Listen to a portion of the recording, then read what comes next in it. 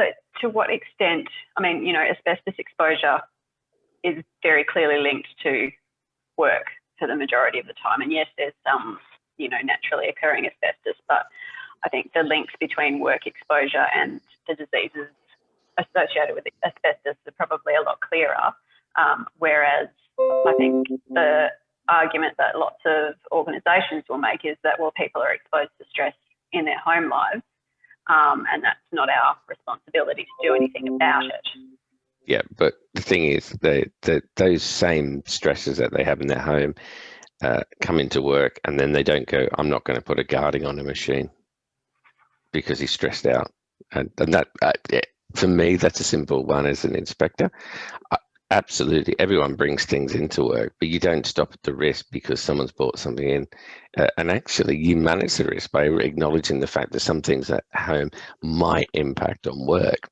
It might mean that you're actually fatigued, or you're tired, or your mind is in another area. So you engage in a behaviour that leads to a safety incident, and you injure yourself or you injure others. We don't go, well, oh, bugger, you know. It's so strange. No bugger. You know,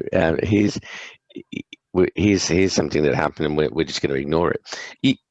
Everything we do is impacted by everything else that's around us. So yeah, it's an excuse. It's a tiring excuse. I've heard it for 20 years, and it doesn't get any. It doesn't actually make a job. It really doesn't matter where this is coming from. You have a duty in work to manage those risks, and including managing those risks is managing how your people are at work. If someone comes in and says, boss, I'm going through a divorce, you need to think about the implications of I'm going through a divorce. What does that mean for that person? How am I going to manage that workload? I mean, and if that means he shouldn't be on a machine on a lathe where he's drilling, you know, into metal rods, because actually his concentration isn't going to be there, you move him off onto another job, don't you? And how well do you think that concept is understood by employers? I just think they get clouded by it's too hard.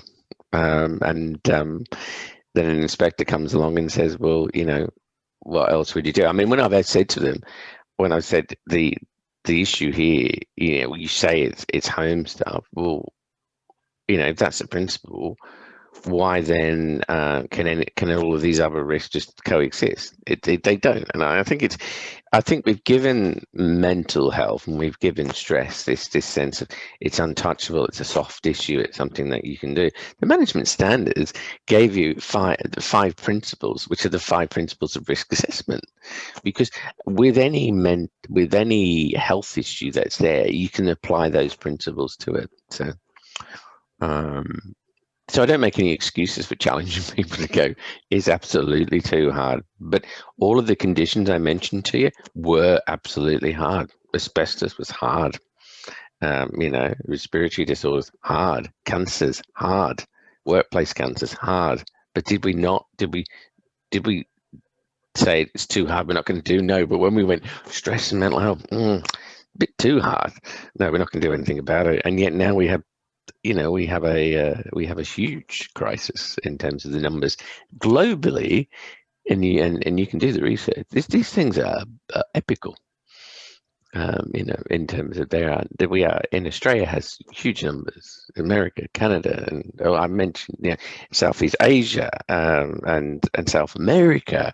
You know, when we were in these interviews, when we were doing this webinar with 45,000 and as we were developing that, you know, we were hearing across the globe people having similar experience.